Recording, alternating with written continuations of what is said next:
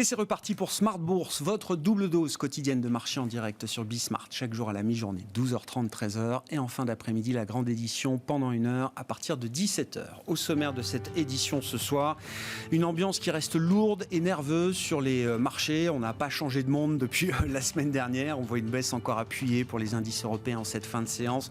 Baisse de plus de 2% d'ailleurs pour le CAC 40 qui revient sur des niveaux qu'on a connus il y a un peu plus de 2 mois maintenant. Le CAC 40 qui va clôturer nettement sous les 6200 points. Vous aurez les infos clés de marché dans un instant avec Alix Nguyen, avec toujours les mêmes craintes qui circulent dans le marché. La crainte du ralentissement chinois, la crainte que les banques centrales soient sous contrainte de continuer à monter les taux pour abattre coûte que coûte l'inflation. Et quand je dis coûte que coûte, c'est bien sûr qu'il y aura peut-être, sans doute, un coup en termes de croissance. C'est déjà le message qui a été envoyé la semaine dernière par la Banque d'Angleterre. Bref, rien de très réjouissant donc à ce stade, avec bien parmi les valeurs refuges, le roi dollar qui continue de tout écraser sur son passage. La question étant, est-ce que la tendance à la hausse du dollar peut-elle s'épuiser? On voit quand même que le niveau atteint par le dollar contre un certain nombre de grandes devises commence à poser des problèmes et des sujets même politiques. Ce sont des sujets qui sont de plus en plus abordés par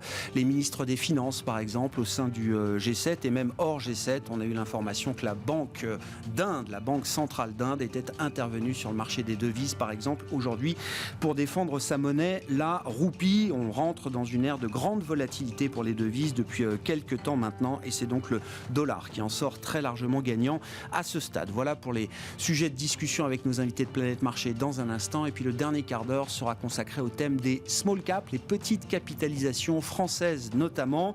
On notera qu'en relatif, le segment des small caps a mieux tenu que le segment des large caps depuis le déclenchement de l'invasion de l'Ukraine par Vladimir Poutine. Que peut-on dire au-delà de cet attrait relatif des small caps? Que peut-on dire notamment des fondamentaux de ces entreprises? Nous en parlerons avec une spécialiste, Cécile Aboulian d'Inextinso, qui sera avec nous en plateau à partir de 17h45.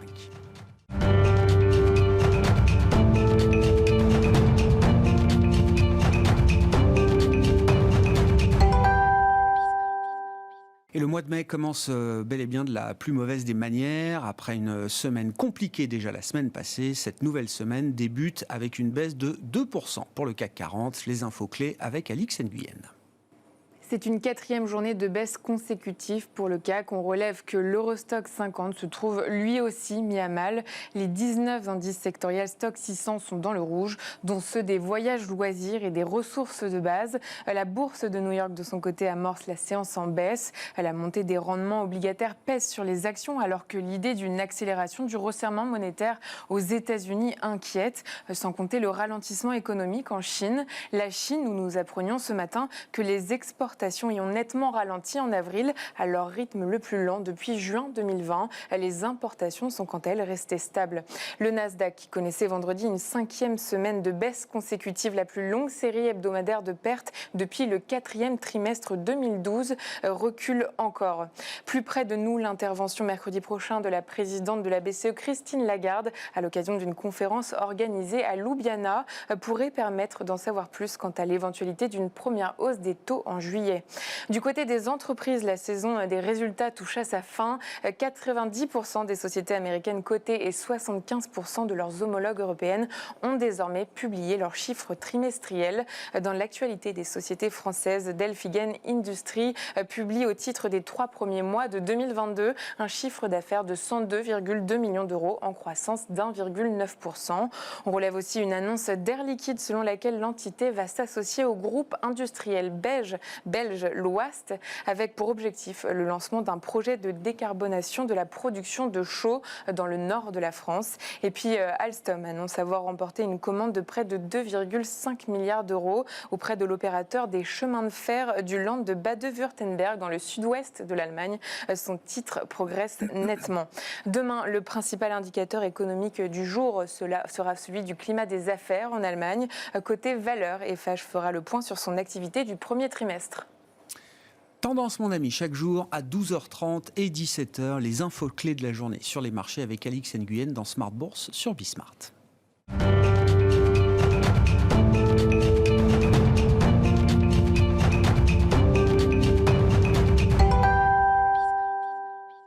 trois invités avec nous chaque soir pour décrypter les mouvements de la planète marché. François Chollet est avec nous ce soir, directeur général de Montségur Finance. Bonsoir François. Bonsoir messieurs. Bonsoir à Bertrand Puif, avec nous également en plateau ce soir, gérant action chez Fidelity. Bonsoir. Merci d'être là Bertrand. Et merci à Franck Dixmier de nous accompagner également. Bonsoir Franck.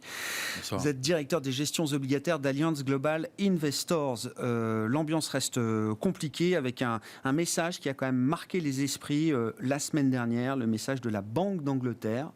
Qui a calmé quand même beaucoup de monde dans le petit monde des observateurs des banques centrales, pour en avoir discuté avec quelques-uns. Franck, le message simplifié de la Banque d'Angleterre, c'est que nous n'avons pas d'autre choix que de continuer à normaliser, sans doute encore un peu, malgré une récession que nous voyons arriver en 2023. Et même la BOE prévoit 2 années de croissance zéro, 2023 et 2024, après un pic d'inflation attendu à 10% en fin d'année. C'est la première grande banque centrale d'un pays développé à signaler aussi clairement cette situation de corner, Franck. Oui, bah c'est le cauchemar des banquiers centraux, en fait. C'est... devoir normaliser une politique monétaire qui a été extrêmement commandante pour les raisons qu'on sait. C'était un soutien quand même extraordinaire pendant la crise sanitaire, alors même qu'on a des vents de face d'une violence absolument inouïe. L'Europe en particulier est en première ligne face à l'invasion russe et ses conséquences, donc d'embargo, de restrictions qui pèsent sur les prix de l'énergie, mais pas seulement sur les prix alimentaires. Et pour revenir à l'Angleterre, enfin au Royaume-Uni, s'ajoute le coût du Brexit. Bien sûr. Là, ils le sentent, ils vont commencer vraiment à le sentir dans leur chair. Un des effets majeurs, c'est sur le marché du travail. Ça crée une tension supplémentaire sur le marché du travail, faute d'immigration liée au Brexit. Exactement. C'est un des sujets qui fait que l'inflation endogène est plus importante, effectivement, au Royaume-Uni qu'en zone euro, par exemple, aujourd'hui. Donc, ils cumulent tout, en Ouais. fait. Donc, tout coûte plus cher. Ouais. Et effectivement, enfin, pour un banquier central, il faut stopper la spirale, quelque part. Ouais. Parce qu'avec une inflation à plus de 10%, on imagine bien que la spirale prix-salaire, elle est même totalement légitime, on peut la craindre, mais... Enfin, il est évident que quand on a une perte de pouvoir d'achat de 10%, derrière, ça génère des revendications. Donc, en fait, ils ont dit clairement ce que tout le monde craint, en fait. C'est ce que craint aussi la Fed, c'est ce que redoute la Banque Centrale Européenne. On voit qu'il y a quand même des discours, un positionnement un peu différent. Enfin, on va y venir sans doute. Oui, non, mais voilà, ce que je veux dire, c'est que c'est OK, le Royaume-Uni a ses particularités, le Brexit, il roule à gauche, etc. Mais c'est quand même un message. Non, mais c'est un message pour l'ensemble des banquiers centraux aujourd'hui dans le monde, des banquiers centraux qui font face peu ou prou à cette situation décrite par la Banque d'Angleterre. Mais totalement. Ouais. Totalement. Non, mais... On a eu une déclaration de Kashkari aujourd'hui, qui est un banquier central américain, qui a identifié en fait le risque pour la Fed de devoir monter les taux et provoquer une récession si les perturbations dans la chaîne d'approvisionnement continuaient face à la politique zéro Covid en Chine. Ouais.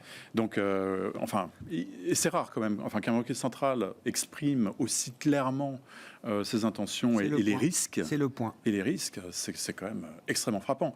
Et quand vous regardez la résilience des break-even d'inflation aux États-Unis, c'est exactement le message que ça sous-entend. Enfin, il y a aujourd'hui, quand vous regardez les anticipations d'inflation, que ce soit en zone euro ou aux États-Unis, sur toute maturité, ces anticipations sont toutes au-dessus du taux objectif des banques centrales. Oui. Toutes. Et le marché obligataire a bien conscience qu'il y a un ralentissement, une décélération attendue. Malgré ça, les break-even restent... extrêmement élevés. Extrêmement élevés. Le break-even 5 ans aux États-Unis, il est à 3,23. On a été à 3,5 très récemment. Et surtout, on a eu un emballement des anticipations d'inflation sur mars et avril, ce qui a fait réagir les banques centrales. Parce qu'effectivement, on avait un début de désancrage des anticipations d'inflation qui est porteur de risque. Ouais, c'est la dernière chose que veulent voir les banquiers centraux aujourd'hui. Comment vous regardez la situation ? Elle n'est pas nouvelle, mais évidemment, c'est le sujet permanent de discussion et qui guide d'ailleurs l'ensemble des dynamiques de marché, y compris sur les marchés actions. Est-ce que les banques centrales donnent le sentiment d'être en train de perdre le contrôle d'une certaine manière, Bertrand ? Oui, clairement. Et puis, on parlait tout à l'heure de potentiellement une récession avec zéro. c'est un best case. Hein. Enfin, je veux dire, Oui, quand je dis zéro, c'est sur l'année et c'est même sur 2 ans. Donc, parce que le Covid a été surestimé, on ne va pas refaire l'histoire, etc. Les banquiers centraux, poussés par les politiques, sont avec des bazookas alors qu'il suffisait d'avoir peut-être juste des pistolets. Bon, donc on a eu un truc sous amphétamine. Donc derrière, corriger de -1, allons-y, disons-le, -1, honnêtement, ce ne serait pas non plus la fin du monde. Ce serait même une respiration peut-être plutôt saine. Le problème qu'on a, c'est qu'effectivement, on a ce problème d'inflation que les banquiers centraux ont laissé traîner. Hein, ils n'ont pas été assez réactifs, clairement. Et je veux juste dire un élément historique, hein, qui est que quand on a... Alors après, effectivement, le débat, c'est où va se stabiliser l'inflation. Mais imaginons un worst case où l'inflation se stabilise, alors évidemment pas à 8%, mais disons à 5%. Oui. Prenons les périodes historiques où on avait 5% d'inflation aux US. Savez-vous à combien étaient les taux longs, les taux à 10 ans ? Ils étaient à 8. Oui, c'est ça, oui. Donc, Oui. même s'ils ne remontent pas à 8, mais ils remontent à 6, c'est catastrophique. Ouais. Donc voilà, on n'est pas forcément là lancé sur... on est lancé sur une piste, on n'arrive pas à s'arrêter, les freins, ils sont usés. On a déjà utilisé plusieurs fois pour éviter le mur. Voilà, après la question, effectivement, je pense que 0, encore une fois, c'est un scénario que tout le monde espère. Oui. Mais voilà. Dans le cas de la Pour Banque nous, le d'Angleterre, scénario, encore une fois, c'est 0 sur l'ensemble de Voilà. l'année. Donc ça Pour nous, en tout implique cas, sur qu'on la puisse zone passer euro, par des voilà, moments beaucoup sur la plus zone euro, négatifs, hein, bien sûr. Nous, on pense que la récession, elle sera plus dure que 0, clairement. Ouais. On ne va pas faire une pseudo-récession. C'est pas un soft, quoi. C'est pas soft landing. Pas soft, clairement pas. Ouais. Clairement. Le marché l'a escompté déjà un peu quand même. Quand on regarde certaines parties cycliques du marché action, ça fait un moment que certains stratégistes me disent, je sais pas, l'auto, ça se traite avec des PMI à 45 par exemple. Enfin, il y a l'idée de la récession est déjà intégrée quand même dans certaines parties du effectivement, marché. le secteur de l'auto est un secteur spécifique puisqu'on a eu des problématiques d'approvisionnement qui ont fait que ils ne pouvaient pas produire pour d'autres raisons qu'une récession de la demande. Et donc, effectivement, ce secteur aujourd'hui est pricé proche effectivement de niveau de récession. Le problème qu'il y a, c'est que si on rentre effectivement dans un vrai bear market, il va y avoir une sortie des actions et donc ça va toucher tous les secteurs. Et donc les secteurs même qui sont pas chers vont être encore plus bon marché avant qu'ils rebondissent. On ne peut pas imaginer que l'auto, alors l'auto peut-être baissera moins effectivement, mais baissera que par rapport à d'autres secteurs. Mais dire qu'aujourd'hui on peut acheter effectivement certains secteurs parce qu'ils ont beaucoup baissé et ils sont pas chers. D'un point de vue global, c'est pas forcément évident. Voilà. Vous dites tout le marché a pas terminé de faire sa transition vers le nouveau régime moi macro. Qui suis value aujourd'hui, donc j'ai un peu d'automobile, mais j'en ai pas énormément. Je suis sous-pondéré et je reste surpondéré massivement sur l'énergie et sur les matières premières, parce qu'effectivement, dans un scénario de récession, pour d'autres raisons, ces secteurs-là devraient rester quand même bien orientés. Notamment si en plus les politiques un peu de relance des États, comme on peut l'imaginer, sont axées sur la transition énergétique.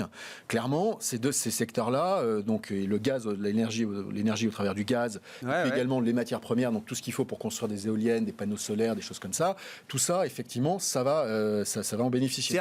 Même dans le cas d'une récession plus dure que 0, comme vous dites, Bertrand, il y a une telle tension, il y a un tel choc d'offres sur ces matières premières que vous dites que c'est un secteur qui pourrait continuer de surpayer. Parce que ça va vite sur le pétrole quand on tombe en récession. Hein. Là, ça perd 4% aujourd'hui. Alors, ça perd 4%. Partant de niveaux élevés. Non, mais quand même sur des niveaux relativement élevés. Certes. Il faut savoir aussi, si vous regardez le gaz, même c'est pire, hein, le gaz est tombé, il était à 35, il y a encore dollars par MMBTU en Europe à 8, donc en 15 jours, 3 semaines. Cependant, on est en train de rentrer dans la saisonnalité qui est négative pour l'énergie. Le vrai test, ça va être, on va dire, pour le gaz à partir du mois de juillet-août, parce que là, ils vont commencer à stocker. On va commencer à stocker en prévision de l'hiver. Donc là, on va voir si, effectivement, la Russie nous fournit ou pas et à quel prix. Et puis, quand on va entrer dans l'hiver. Parce que là, effectivement, on peut avoir à nouveau une flambée à un moment économique qui sera encore plus compliqué, sans doute qu'aujourd'hui. Oui, ce qui n'est pas un scénario à exclure. Hein. Il y a des échéances sur les paiements en roubles pour le gaz russe qui arrivent. Et le moment de vérité approche pour savoir si, effectivement, on pourra disposer d'un peu de gaz russe pour remplir les cuves cet hiver ou pas, quoi. Voilà, c'est ça. Bon, sur ces considérations, on peut revenir aux banques centrales. Et le phénomène de correction obligataire qui ne s'interrompt pas. Oui, puis surtout le rythme. Alors, j'allais dire, je passais une bonne journée jusqu'à ce que j'arrive sur ce plateau. Je me trouve extrêmement pessimiste.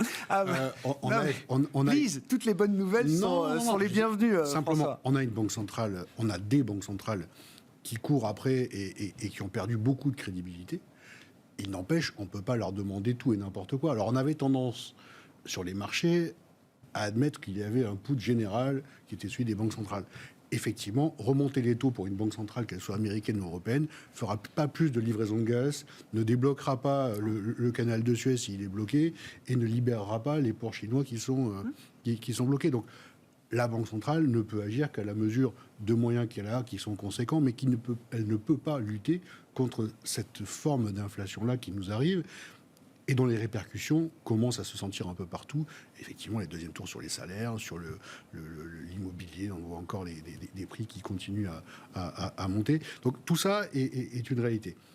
Il n'empêche que le rythme de hausse de taux qu'on a vu et le krach qu'on voit sur les marchés du crédit sont assez inédits. On blaguait avant l'émission de mon âge. Objectivement, c'est 2 fois l'ampleur de ce que j'ai connu en 94. D'accord. Et en 3 mois, D'accord. pas sur une année. Donc c'est massif ce qui se produit. Et y compris en Europe, on voit la plupart des fonds obligataires entre -6, -7 depuis le début de l'année, qui n'était pas du tout le chemin sur lequel on pouvait les imaginer, en tout cas en début d'année. On aurait imaginé peut-être en fin d'année, mais avec le portage qu'on avait en termes d'auto, ça aurait quand même permis de faire une addition un peu moins douloureuse. Là, l'addition, elle fait très mal. Et quand vous avez des profils de gestion, on va dire, un peu équilibrés, je me retrouve aujourd'hui avec quasiment autant de contributions négatives liées aux poches obligataires qu'aux poches actions sur lesquelles j'avais très bien géré. C'est quand même significatif dans les comptes rendus qu'on peut envoyer aux clients, de montrer que même si on a été assez prudent et qu'on a plutôt bien alloué avec des typologies de gestion value qui ont largement surperformé les premiers mois de cette année, si on avait plutôt surpondéré les États-Unis et pas forcément le Nasdaq, si on arrivait à faire des choses. Là, sur la partie obligataire, on n'arrive même pas à rattraper sur la partie obligataire en dollars ou internationale, parce que là aussi, on se fait rattraper. Les gains de change sont perdus par les performances des sous-jacents. Et puis sur la partie euro, je vous dis, les performances à -6, -7, quand c'est un tiers de la constitution d'un portefeuille équilibré aujourd'hui, c'est assez compliqué à rattraper. Donc on a un marché qui est effectivement difficile, qui pour moi n'est pas totalement déraisonnable dans ses mouvements. Les corrections se font quand même encore en bon ordre. Il n'y a pas je ne vois pas de carnet vide, je ne vois pas de vent de panique, je ne vois pas ce genre de choses-là. Ce que je disais en titre, du stress, oui. Il y a du stress. Pas de panique. Et il y a des départs en ordre rangé de certains secteurs, de certains arbitrages que l'on voit. Je dirais que ce qui a été le plus pénalisé et qu'on retrouve, c'est tout ce qui était avec des PE élevés, qu'il s'agisse des valeurs technologiques, qu'il s'agisse des valeurs de luxe, des valeurs de croissance, tout ce qu'on peut qualifier sur cette typologie-là. Et c'est bien naturel parce que leur sensibilité à une hausse des taux dans les modèles de valorisation, elle est critique. C'est très cohérent. 1% de hausse de taux dans un calcul de DCF, c'est majeur quand on applique le discount. Et en revanche, sur la partie, on va dire, un peu plus value, si tu es l'automobile, mais enfin, je veux dire, les taux d'intérêt sur un Peugeot qui se paye 3,5 fois les bidas, ça n'a pas vraiment un impact direct pour l'investisseur. Donc c'est plus une appréciation d'un niveau de risque sur l'économie et sur la capacité à délivrer. Donc on a un marché qui réagit de manière assez cohérente. Et le sentiment, c'est que oui, cette fois-ci, peut-être qu'on ne peut pas se retourner exclusivement vers les banques centrales pour trouver une solution. Je vous le confirme. Il va falloir qu'on se débrouille un petit peu avec les moyens du bord. Une autre ceinture de sécurité, là. Oui, dans ces cas-là, il n'y en a pas 36, c'est la valeur des actifs que vous possédez et leur qualité. Donc peut-être revenir vers des entreprises qui ont peut-être un peu moins de croissance, mais beaucoup plus de visibilité, qui ont la capacité à retranscrire les hausses de prix, qui ont la capacité à adresser de manière internationale un certain nombre de clients importants, de façon à pouvoir bénéficier des différences de croissance qu'on va pouvoir retrouver sur les différentes zones. Bref, peut-être que ce sera le retour vers de la qualité, entre guillemets, à prix raisonnable. Et on commence à retrouver un grand nombre d'entreprises qui retombent dans ces poches-là, y compris si on corrige les multiples de la remontée des taux et d'une prime de risque qui commence à redevenir payée sur le marché. Qu'est-ce qu'on peut dire du positionnement des gros acteurs obligataires aujourd'hui le fait que la correction ne s'arrête pas, parce qu'on en parle depuis un moment, mais on voit bien qu'on marque toujours des plus hauts sur les rendements, sur les taux, etc. On enfonce à chaque fois tous les niveaux un peu symboliques, clés que tout le monde a en tête. Il y a beaucoup de leviers à purger. Est-ce que quand même le positionnement des obligataires est un peu plus peu plus cohérent avec les prix qu'on retrouve aujourd'hui. J'entends quelques obligataires qui me disent ça peut commencer à redevenir intéressant sur certaines parties de courbe, sauf que la correction continue quand même. Oui, donc effectivement, on a eu un repricing majeur de toutes les anticipations de hausses de taux des banques centrales. La zone euro n'a pas été épargnée, puisqu'il y a à peu près 100 BP quand même pricés sur un an, ce qui est quand même assez musclé comme anticipation. Et ça s'est fait, ça s'est accéléré, disons, sur les dernières semaines, réellement. Ce qui est intéressant, vous mentionniez la performance très négative du marché du crédit. En fait, quand vous regardez le marché du crédit, il a fait pareil qu'un indice obligataire large. On est à peu près à moins 9%, moins 8, moins 9% depuis le début de l'année. Le marché du crédit, il est parti tôt, en fait, dans sa correction. Et ça ne nous a pas trop surpris. On a des marchés du crédit qui sont souvent en avance sur les marchés d'actions. Mais je dirais que la première vague d'écartement des spreads a été plutôt nourrie par un sentiment un peu technique que les marchés actions étaient en lévitation. Enfin, nous, dans nos comités d'investissement, c'est comme ça qu'on qualifiait la valo des marchés actions en début d'année. On les trouvait extrêmement chers. Et donc, on craignait vraiment des pics de volatilité. Et on a une corrélation assez forte entre volatilité actions et crédit. Et c'est aussi pour cette raison qu'on était short massivement sur le crédit. Maintenant, ce sont les fondamentaux qui rattrape les éléments techniques. Et là, ça devient un peu plus sérieux. Parce qu'aujourd'hui, quand vous regardez les niveaux des spreads, on est sur des niveaux qui correspondent à des récessions, historiquement. On a à peu près 5,5 de rendement sur un univers high yield européen, pour une version relativement courte, de 4 ans. On a 2,30 de rendement sur un univers investment grade. Et il faut ramener ça à des niveaux de spread. Mais encore une fois, au niveau des spreads, on est sur des niveaux de récession. Mais ce que ça nous dit aussi, c'est qu'on a énormément de difficultés à mettre un cadre sur ce qui nous attend en termes d'évolution macroéconomique. Et on sous-estime, sans doute encore aujourd'hui, l'impact inflationniste et l'impact récessif de tout ce qui est en train de se passer et tout ce qui va se passer. Si on parle d'un embargo sévère sur le pétrole russe, le baril, il ne va pas rester là où il est. Et si vous stressez un peu dans vos scénarios un prix du baril à 200, 250 $, peut-être en pic, sachant que ça, c'est le prix de base. Après, quand vous prenez les composantes les plus raffinées, vous arrivez à des taux d'inflation potentiellement extrêmement élevés. Et ça, c'est une taxe directe sur le consommateur. C'est extrêmement stressant pour les investisseurs. Et donc là, on a une boucle récessive qui s'enclenche et qui peut être extrêmement sévère. Et c'est ce que le marché du crédit nous dit aujourd'hui. Donc, on est encore très méfiant. Oui, je comprends. Peut-être qu'à ce stade, il y a une anticipation mal calibrée de la part du marché du crédit, ou peut-être qu'effectivement, c'est un indicateur avancé. On est sorti de la phase de déni total complète d'il y a quelques mois, mais vous dites qu'il y a encore un peu de chemin à faire peut-être pour être cohérent avec l'éventail des prévisions des grands organismes ou des grandes contreparties, les Goldman et autres. C'est assez édifiant en fait. On a un univers des possibles qui est très large. Et juste sur la fonction de réaction de la BCE, c'était un commentaire qui était fait par Joachim Nagel, le patron de la Bundesbank, au lendemain justement du message délivré par la Banque d'Angleterre.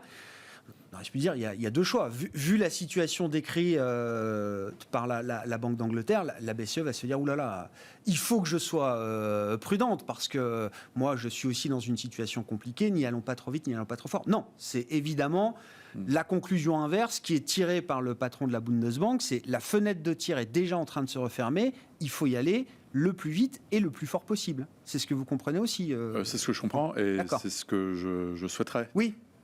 Parce que cette séquence est absurde. Lier les hausses de taux à l'arrêt des achats d'actifs, c'est absurde. On ne traite pas la même chose avec des achats d'actifs et des hausses de taux. Enfin, on pourrait développer. Oui, mais j'ai pas l'impression qu'ils remettent en cause la séquence. Pas à ce stade. Pas à ce stade. Prochaine réunion le 9 juin. Sur les marchés actions, encore une fois, Bertrand, alors le thème de l'énergie, ok. Jusqu'à quel point est-ce qu'on prend le risque de voir une partie des profits de ces groupes captés par l'action publique, pour dire les choses. Non, mais ça rentre en compte quand même dans le cas d'investissement aujourd'hui, j'imagine. C'est-à-dire que les profits des sociétés pétrolières, à un moment donné, une super Mais taxe. pétrolières, énergétiques, fossiles, renouvelables ou autres. Tous les gouvernements en Europe sont en train de regarder des taxes.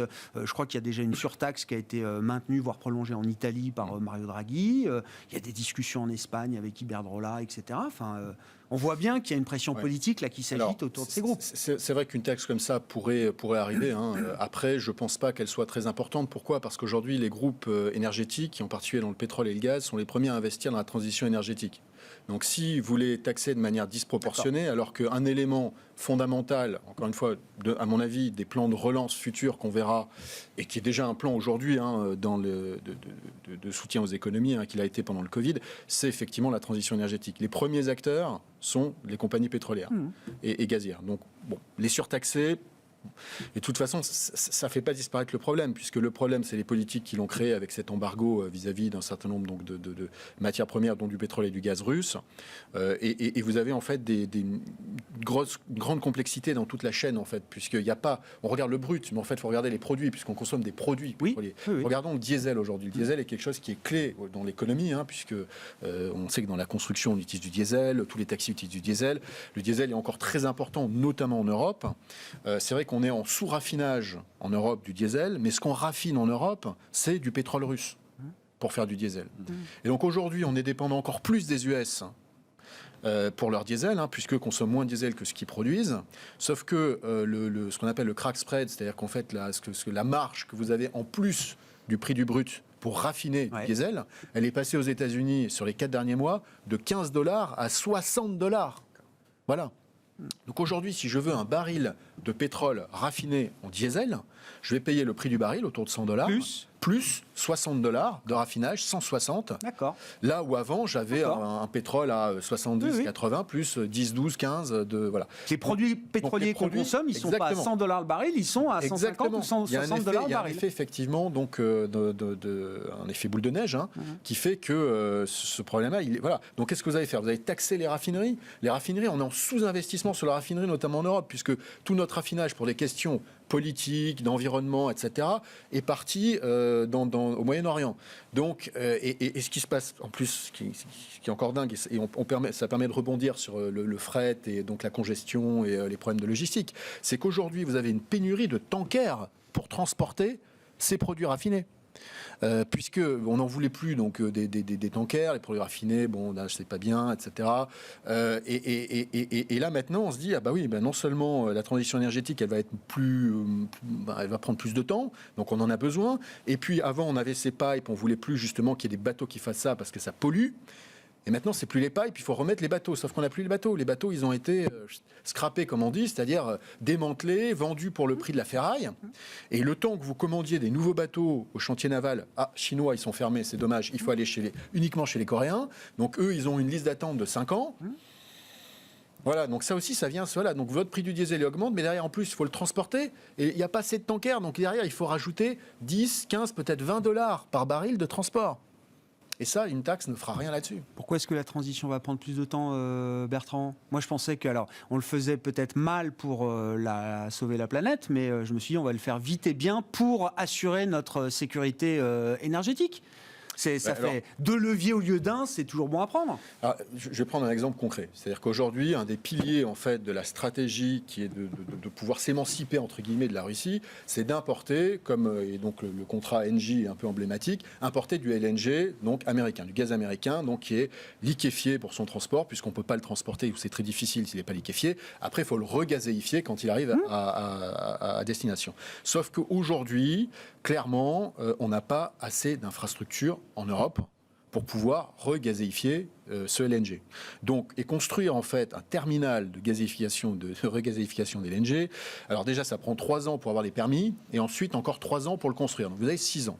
Alors après, le truc sorti du chapeau, c'est de dire il y a des bateaux qui s'appellent des FSRU, qui sont en fait donc des grosses unités qu'on met très très loin, qu'on voit pas, on les entend pas, etc. Et qui vont regazéifier. Derrière, on met un espèce de pipe qui va aller jusqu'à la côte. Ouais. C'est le même problème. C'est-à-dire que moi, j'avais été investi donc dans des sociétés norvégiennes qui ont des FSRU, puisqu'il y en a 2 sociétés norvégiennes au niveau mondial qui sont leaders. Personne ne voulait de ces bateaux-là il y a encore 6 mois. Donc, si vous voulez, il y a une pénurie. Ils en ont, je crois qu'il y en a une de ces deux sociétés, Golar, qui en a 2 disponibles, et l'autre, Hug, qui en a 1. Donc, il y a 3 bateaux au niveau mondial qui sont disponibles en FSRU. Ensuite, vous pouvez encore, effectivement, transformer des bateaux de transport de gaz en FSRU, donc qui ont une fonction un peu plus forte. Mais là encore, ça met, il faut aller au chantier naval, et vous avez 1 an, 2 ans, 3 ans, 4 ans. Donc, le problème, il est à court terme compliqué. C'est-à-dire, donc, accélérer cette transition, pour moi, ça paraît compliqué à court terme. C'est-à-dire qu'au-delà des déclarations de bons procédés, ça paraît compliqué. Pareil, sur le vent, vous augmentez en fait le parc éolien. Regardez les résultats de Vestas. Comment est-ce possible que dans un environnement aussi positif pour une société où la demande n'a jamais été aussi forte en éolienne, un groupe comme Vestas, leader mondial, perde de l'argent ? Et donc Parce qu'ils n'arrivent pas à s'approvisionner. Donc, c'est pas parce que vous allez leur demander d'en faire 2 fois plus. D'accord. Ils vont même arrêter, ils vont pas vouloir le faire. Parce que 2 fois plus, ça veut dire qu'ils perdent en cash, ils détruisent, ils brûlent du cash 2 fois plus. Non. Donc c'est compliqué. Je ne dis pas que ça n'arrivera pas, que ce ne sera pas un soutien nécessaire à l'économie, mais c'est très compliqué à court terme d'accélérer ce process.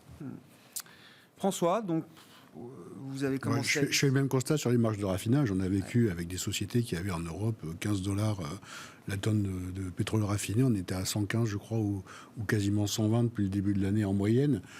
Ça fait la fortune des investisseurs délaissés d'Esso, par exemple.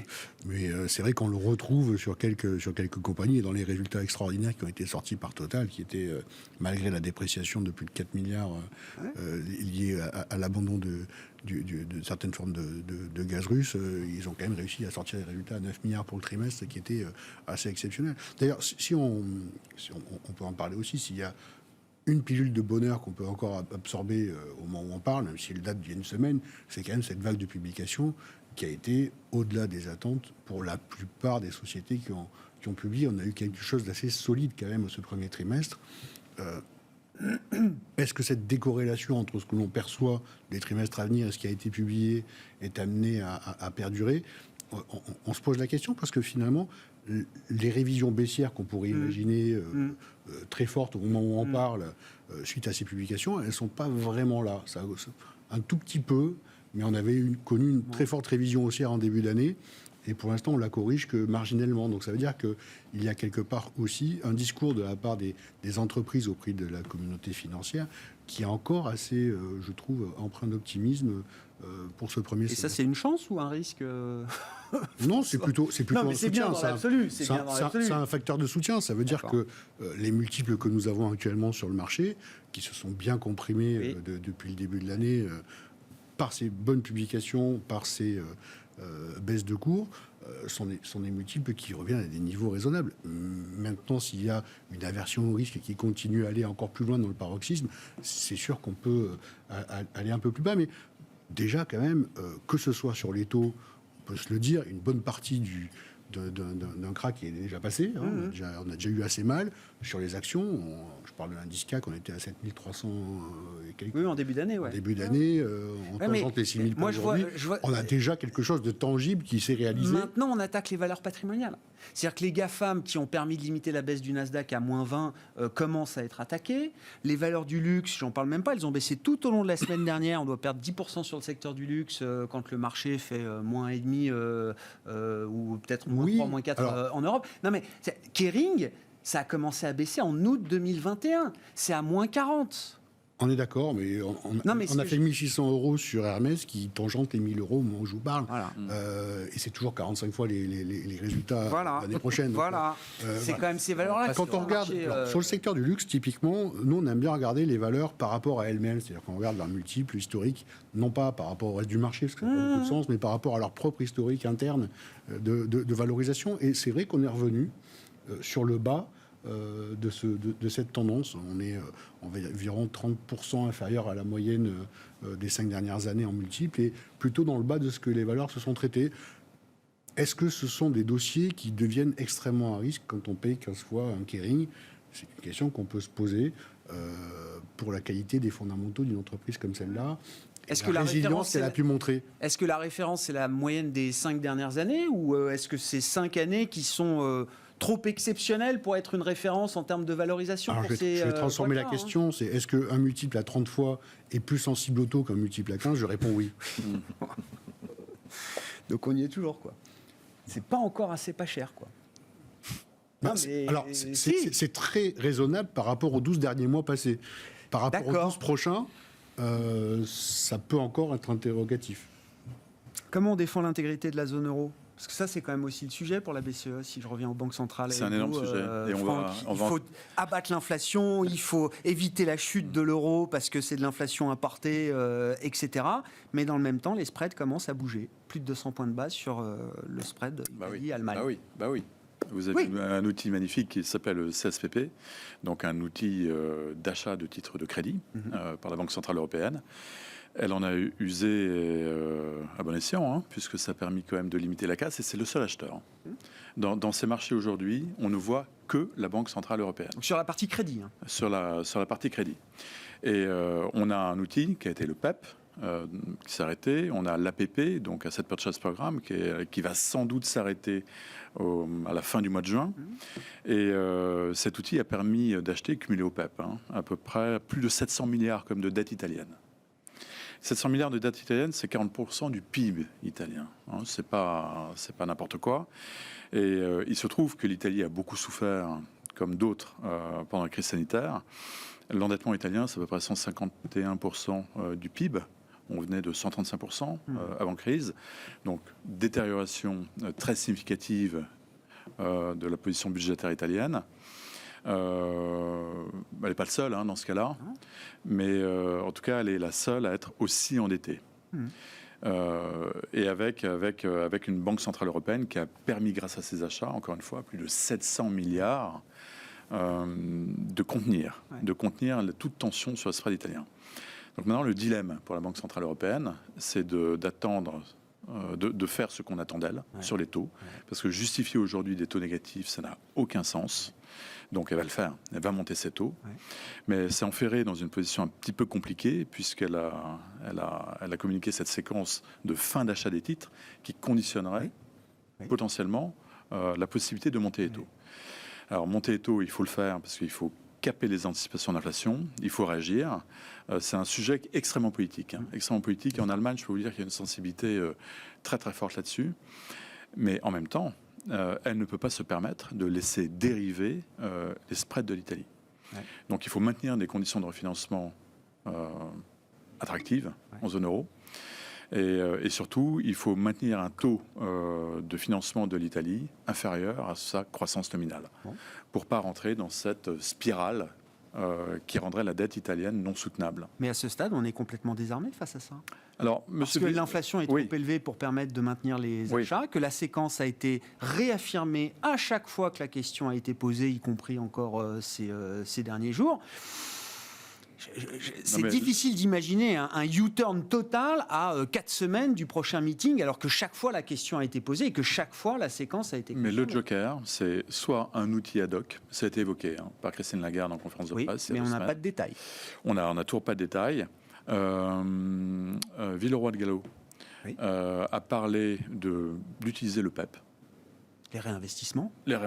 Oui, mais c'est pas ce qu'on attendait. C'est pas tout à fait ce qu'on attendait, mais le fait qu'ils le disent est important parce que c'est sans doute un des membres les plus neutres au sein du Conseil de la BCE. Donc ça vient pas d'un pays latin, ce genre de commentaire. Ça vient de quelqu'un qui est extrêmement pondéré dans ses prises de parole. Donc ça prouve qu'il y a une réflexion en cours au sein de la Banque centrale européenne. Et de toute façon, ils devront agir. Donc, oui, mais à quel niveau? Parce qu'on pensait déjà que 200 BP Italie-Allemagne, c'était... Mon cher Grégoire, c'est une question que nous nous posons régulièrement. Je sais bien. Tous les 2 ans, tous les 3 ans, que sais-je.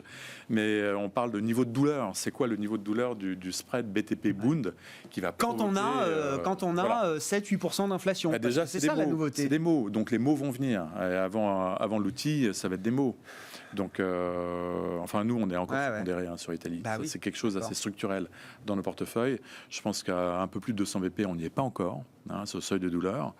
Mais quelque chose autour des 300 BP, oui, je pense que ça pourrait déclencher des choses. Oui. On verra. Vendredi, François Villeroy de Galhau dit qu'il n'y a pas besoin de donner de détails spécifiques pour l'instant sur un arsenal anti-fragmentation en zone euro.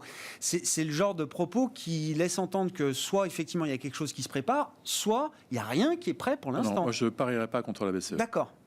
Tous les investisseurs qui ont parié contre la BCE ont perdu. Donc, il faut retenir des leçons quand même. Elle met du temps, mais à la fin de la journée, elle prend finalement la bonne décision. Elle a été extrêmement peut mettre du créative. temps. Oui.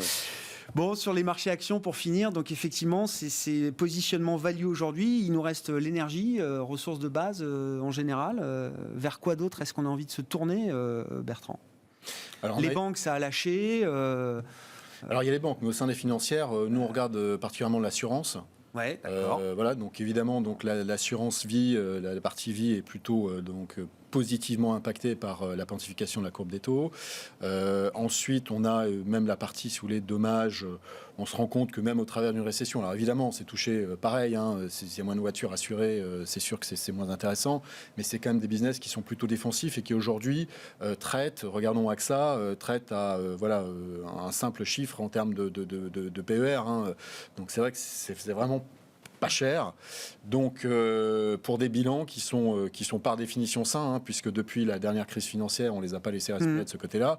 Donc on est à des Solvency 2, des ratios de Solvency 2, qui ont des ratios qu'on regarde, qui sont ceux qui ont été publiés récemment, ont été plutôt en haute fourchette.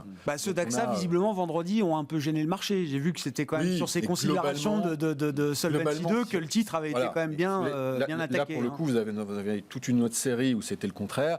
Et pour le coup, là, on est vraiment à la... On ne peut pas dire que AXA soit aujourd'hui la société qui soit la plus à risque. S'il y avait, c'est vraiment la marche. Si on se prend vraiment dans une perspective de récession, le secteur dans son ensemble devrait être quand même plutôt défensif. Alors après, moi, la vraie question que j'ai aujourd'hui, c'est sur les pharma, parce que la pharma, c'est effectivement défensif. Ça a été quand même pas mal joué par beaucoup d'acteurs. On a des titres qui restent pas chers, comme Sanofi, mais on en a d'autres qui sont extrêmement chers, comme Novo Nordisk. Là, on est sur des 35 fois. Donc aujourd'hui, vous avez Netflix qui traite à 20 fois, quand Novo Nordisk traite à 35 fois. Donc le diabète à 35 fois, Netflix, que tout le monde connaît, à 20 fois. Bon, ça commence à être un petit peu quelque chose qui nous est un petit peu un red flag entre guillemets sur ce secteur. Donc on a un gros stock picking au sein de la pharma pour cet aspect défensif, et on a effectivement, on peut aller chercher donc des sociétés un peu comme de distribution comme Carrefour. Alors évidemment pas distribution spécialisée, des choses très peu cycliques, qui sont plus dans l'angle défensif. Encore une fois, moi, je n'ai pas actionné aujourd'hui à 100% le levier défensif. Je pense que c'est trop tôt pour le faire. Maintenant, je reste très fortement pondéré, comme je l'ai dit, sur l'énergie, sur les matériaux de base, sur l'assurance au sein donc, des financières. Et bon, je regarde effectivement aussi quelques dossiers de consommation un peu plus cycliques, qui aujourd'hui, effectivement, la consommation discrétionnaire. Mais on parlait du tourisme, on constate tous, on est à 500 mètres des champs, on constate tous qu'il y a du monde sur les Champs-Élysées en ce moment, et que les réservations, normalement, sont regardez à les des multiples, on dit, les multiples sont faibles, mais c'est parce que les earnings sont trop élevés, etc. Même si vous coupez les earnings de 50%, vous restez sur des multiples qui sont à la moyenne historique. Donc, ça prouve quand même qu'il y a aujourd'hui donc un travail qui a été fait par le marché. Encore une fois, si on a des chiffres de récession, tout va baisser. Mais peut-être que ça baissera moins parce que ça a déjà beaucoup baissé. Bon, le thème dividende, ça aide à bien dormir Le thème dividende, oui, alors on l'a un peu rebrandé parce qu'aujourd'hui, quasiment la moitié des versements de dividendes, c'est des rachats d'actions. C'est-à-dire que la rémunération de l'actionnaire, elle passe pas forcément par la distribution, elle passe aussi par des entreprises qui déclarent des montants historiquement élevés d'utilisation de leur trésorerie pour acheter leurs propres titres et les annuler. Donc ça relue de facto l'actionnaire de manière assez conséquente. Je pense que c'est quelque chose qui peut perdurer, mais la vitesse de la correction à laquelle nous assistons actuellement permet de remettre les compteurs à zéro sur un certain nombre de belles sociétés de croissance visible, pérenne, capacité de tenir les prix, de garder des marges, etc., dans des contextes difficiles, dans des secteurs qui sont en croissance, y compris dans des périodes de contraction d'activité du point de vue général. Et là, ça redevient achetable. Et donc, ça va très vite.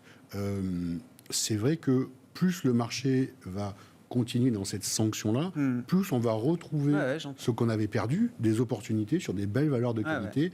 Et je crois qu'indépendamment des styles, aujourd'hui, la vraie réponse, c'est la qualité, c'est-à-dire trouver des entreprises sur lesquelles on est capable de justifier qu'à 5 ans, elle est non seulement présente, mais bien plus grosse qu'elle n'est aujourd'hui, et avec des fondamentaux, je dirais, les plus possibles loin de cette vieille économie qu'on pressentait mourir il y a quelques trimestres et qui renaît de ses cendres aujourd'hui. Mais pour combien de temps, je ne sais pas, parce que l'énergie, c'est vrai que c'est quelque chose qu'on imaginait dans des contextes bien plus difficiles il y a une année. Bon, là, il y a quelque chose peut-être de séculaire autour de l'énergie. Puis je reprends l'exemple de Netflix. Quand Netflix était au plus bas depuis des années, un titre comme Marriott, par exemple, emblématique de l'hôtellerie, est au plus haut historique. Voilà, donc c'est la reprise en cas, mais inversée par rapport au cas de 2020. Merci beaucoup, messieurs. Merci d'avoir été avec nous. Au terme d'une séance compliquée, moins 2,75% pour le CAC ce soir à l'arrivée. La sanction s'est encore alourdie dans les dernières minutes de cotation. François Chollet, DG de Montségur Finance, était avec nous en plateau, aux côtés de Franck Dixmier, directeur de gestion obligataire d'Allianz Global Investors, et de Bertrand Puif, gérant actions chez Fidelity.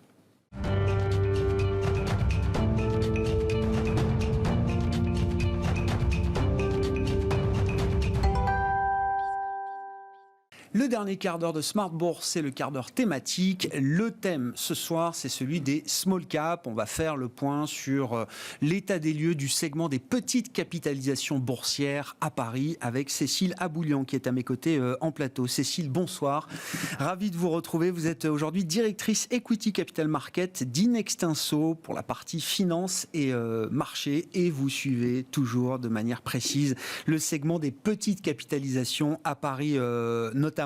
De manière un peu générale, là, si on dresse la toile de fond du segment small cap, bon, évidemment, ça baisse, tout baisse de toute façon en ce moment, donc les small cap n'échappent pas à cette tendance. Ce qui est intéressant peut-être dans la séquence récente, si on prend le déclenchement de l'invasion de l'Ukraine comme un point de départ d'une nouvelle séquence, donc 24 février dernier, jusqu'à aujourd'hui, vous dites, c'est une période pendant laquelle les small caps ont plutôt baissé, mais mieux tenu que les grandes valeurs. C'est ça, Cécile? Oui, absolument. Si on regarde dans le détail, en fait, depuis le début de l'année, les small caps sont perdus 15% avec la baisse d'aujourd'hui.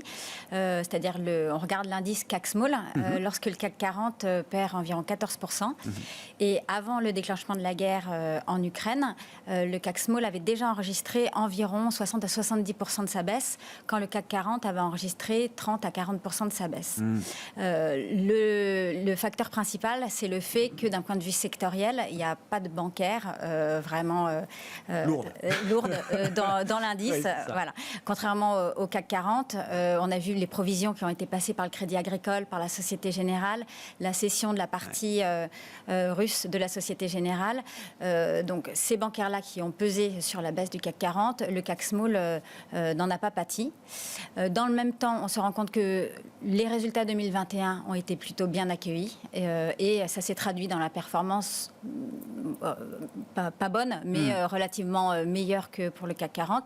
Il y a 55% des valeurs qui ont communiqué sur leurs résultats 2021, qui ont communiqué quelque chose qui était supérieur aux attentes. D'accord. Donc ça a porté plutôt le marché. Et dans ce même temps, on a vu que les bénéfices par action qui étaient attendus par les analystes ont été revus à la hausse de 7% entre le 1er janvier et aujourd'hui, et ce qui est plutôt pas très naturel. Généralement, les analystes ont plutôt des attentes très optimistes en début d'année et les revoient progressivement à la baisse. Là, c'est pas le cas pour les CAC Small. Ils les revoient à la hausse. Ouais. Donc, ça a porté également plutôt la résistance du segment. Et peut-être le dernier point, c'est qu'il y a certains secteurs qui sont particulièrement présents sur l'indice CAC Small, et ce sont des secteurs qui ont résisté, qui se montrent particulièrement résilients avec le contexte actuel, qui est celui de la hausse du pétrole, qui est celui de tensions sur le fret, sur les matières premières, l'inflation à venir.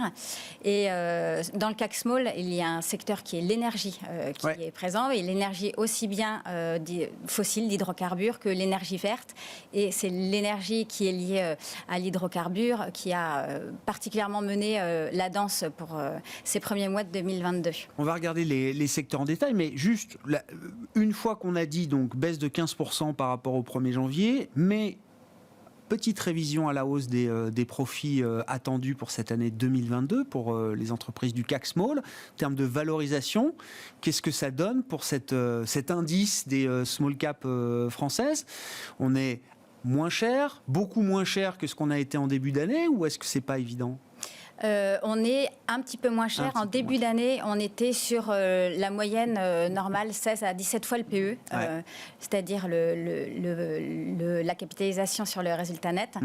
Donc on était sur des moyennes historiques concernant le CAC Small et on est revenu avec une légère décote qui s'exprime quand même à travers 10% de décote sur l'ensemble du marché du CAC Small. D'accord. Non, pour donner une idée, effectivement, les prix, la valorisation et puis la surperformance relative qu'on a pu observer depuis la période de la guerre en Ukraine. Si on prend les secteurs, alors effectivement, secteur de l'énergie, vous dites on trouve des deux, du fossile et du renouvelable dans le CAC Small.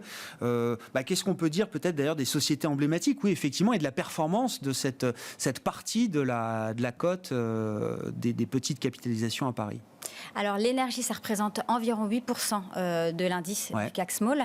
Et sur les 5 meilleures performances du CAC Small, 3 sont liées à l'énergie. Voilà. Si on veut citer les 2 meilleures performances, il y a Esso, qui est une filiale d'ExxonMobil à hauteur de 83%. C'est une filiale qui gère 2 raffineries en France, qui a 600 stations-service, qui a communiqué sur un résultat opérationnel qui est passé de moins 200 millions à plus de 100 millions entre 2020 et 2021. Et c'est surtout sur un effet prix que tout ce résultat a été généré.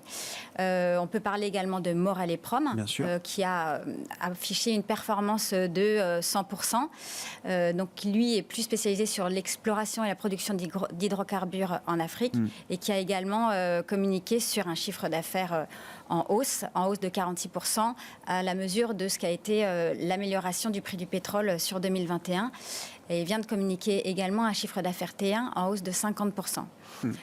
Donc, c'est clairement des sociétés qui sont directement reliées au prix du pétrole. Et comme on le disait tout à l'heure, il y a dans ce giron d'énergie, il y a aussi les sociétés qui sont liées aux énergies renouvelables, comme Voltalia, Hydrogène de France ou Transition Evergreen. Ça repart, ça ? Ça repart, ou en tout cas, ça surperforme l'indice qui est négatif. Pour 2 sur 3 sont positives, et celle qui est négative est meilleure que l'indice en termes de performance. Et là aussi, on peut imaginer la guerre en Ukraine, la crise géopolitique et tout ce que ça implique sur le besoin d'approvisionnement en énergie, de sécurité énergétique. Ça a marqué un avant, un après pour ces valeurs. Alors, qui s'étaient envolées en 2020, qui avaient subi un énorme contre-coup l'an dernier, en 2021. On parlait de dégonflement de la bulle verte. Là, il y a au moins déjà une surperformance relative qu'on peut constater. Oui, et il y a un engouement qui reste là. On le voit avec le lancement de l'introduction en bourse aujourd'hui de Life, par exemple. Tout ce qui est énergie verte est un sujet qui reste assez défensif et qui intéresse les investisseurs aussi bien particuliers qu'institutionnels. Il y a plus de collecte aussi sur les fonds ESG. Donc c'est une thématique qui coche cette case-là et qui permet aux investisseurs de pouvoir collecter et de pouvoir rendre service à travers ces investissements-là. Il y a un secteur qui vous intéresse aussi particulièrement, Cécile. Alors, c'est le secteur de la communication au sens large. Qu'est-ce qu'on trouve dans ce secteur de la communication et quel est le message un peu emblématique que vous retenez dans ce secteur de la communication? Alors, la communication, c'est un secteur qui s'était plutôt bien comporté, mais qui avait largement sous-performé en 2021 et qui, au regard des résultats qu'elles ont publiés en 2021, a réussi à rassurer le marché.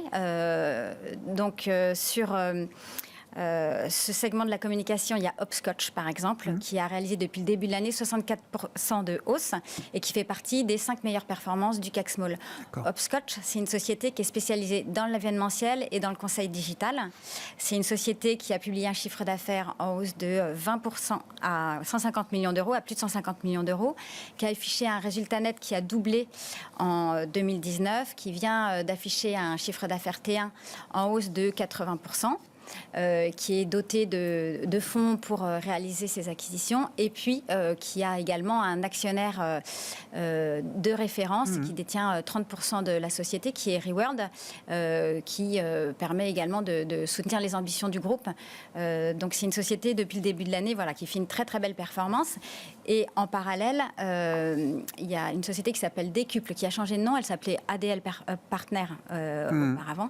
Elle a fait 34% de croissance et c'est une société qui est connue plutôt pour la commercialisation des abonnements, et qui a aussi développé le conseil en digitalisation. C'est une société qui a aussi affiché de la croissance, qui a aussi affiché de l'amélioration du résultat comme jamais auparavant, dont le management est plutôt confiant. Donc c'est un segment, un micro-segment qui est intéressant parce qu'il se distingue un peu du reste de la cote. Il y a des poches de croissance effectivement dans ce segment de la communication et du conseil digital. Qu'est-ce qu'on peut dire d'un segment alors très intéressant, loisirs et tourisme, à un moment où on sort de la crise pandémique, voilà, je le dis avec prudence parce qu'il y a des zones où c'est encore la crise sanitaire est encore une vraie réalité. Est-ce que c'est un secteur avec des perspectives intéressantes selon vous, Cécile? Si on regarde certaines sociétés comme Pierre et Vacances qui s'est redressée assez récemment, un petit peu, mais l'OL également. Alors OL Group, oui, OL Group, donc, et dans le secteur loisirs, enfin c'est tourisme et loisirs, mais oui, secteur loisirs. C'est une société qui a quand même fait une performance de 15% de hausse depuis le début de l'année, donc à contre-courant de ce qui se passe sur le marché, notamment lié au fait que deux actionnaires de référence qui ont 40% de la valeur, IDG et Pathé, veulent sortir. Donc ont mandaté une banque d'affaires pour trouver des acquéreurs. Et en avril, il y a eu des rumeurs selon quoi ils avaient reçu à peu près 6 offres. C'est ce qui a permis au titre il y a de l'intérêt pour remplacer les actionnaires de référence de OL Group. Bon. Et ça pèse lourd dans la performance loisir? Alors, dans la performance loisir, oui, c'est le principal driver. Okay, Et puis le fameux secteur des ESN, qui est un de vos secteurs de prédilection, Cécile, donc l'écosystème digital au sens large. Qu'est-ce qu'on peut dire? Qu'est-ce qui vous a marqué là, dans les discours de management dans ce secteur? En fait, si on regarde la performance de ce secteur depuis le début de la guerre, après l'énergie, c'est celui qui a le mieux rebondi. Et pourquoi? Parce que les donneurs d'ordre dans beaucoup de sociétés de services et de conseils en digitalisation sont parfois des donneurs d'ordre de l'ordre de la sécurité ou de la défense. C'est le cas par exemple de CS Group ou S2I, où on voit qu'entre 20 et 50% du chiffre d'affaires est lié à ces donneurs d'ordre, ce qui fait que les croissances les performances ont été plutôt très dynamiques depuis cette date-là. Bon, plus on est proche du numérique, ça c'est une chose, mais plus on est proche du secteur de la défense en ce moment, mieux on se porte. Exactement. Des questions de sécurité au sens large. Voilà. Merci beaucoup Cécile. Merci d'avoir été avec nous pour dresser ce panorama, cet état des lieux du marché des petites capitalisations boursières, le CAC Small. C'était l'indice que nous avons pu étudier avec vous. Vous êtes directrice Equity Capital Market d'Inextinso et c'était le quart d'heure thématique de Smart Bourse ce soir consacré donc au segment des small caps. Voilà pour cette édition. Nous nous retrouvons demain à 12h30 en direct sur Bismart.